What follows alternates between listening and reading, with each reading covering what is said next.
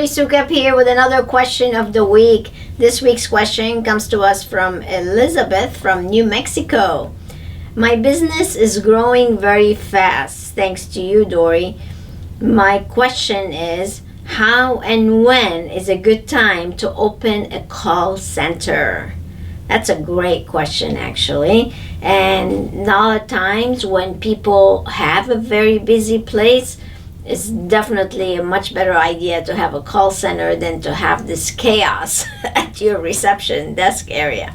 So I need to know a little bit more. I know who you are, definitely, Elizabeth, but I need to know more as far as how many people are checking in, how many people are checking out on daily basis, how busy really is your guest relations team, is the guest experience suffering because they have too much to do, or maybe you don't have enough people working at the guest relations desk. So there's a lot to consider. We should set up a private coaching call and make sure that you're on the right track. But I have to say, I love having a call center, because if you want your guest experience, your check-in and check-out to be so good and effortless and a great experience for the guest, then that's what the guest relations team should focus on. It's just that, the check-in and the check-out and revenue generation from those experiences.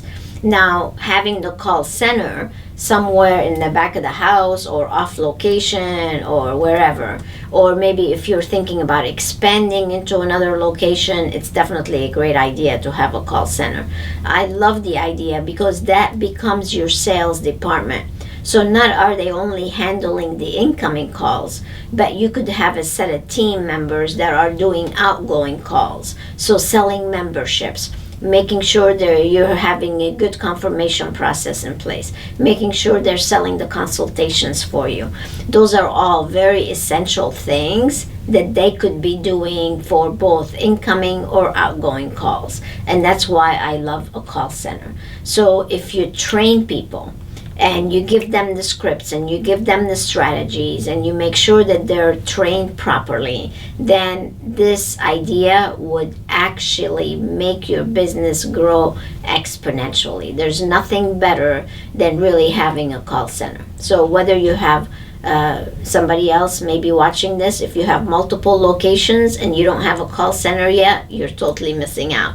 Or you have a large facility, like one of my clients, Denise Dubois, for example. She has 2 locations, over 100 employees, so she has a call center.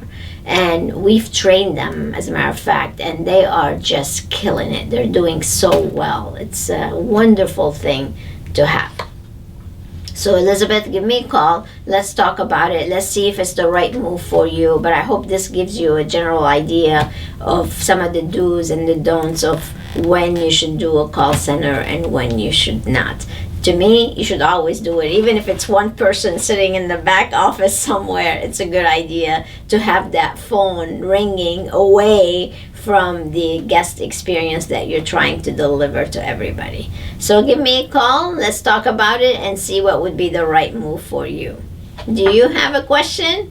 Make sure you write to us so we can also answer it for you. Write to info@inspirationmanagement.com. Until next time, stay inspired.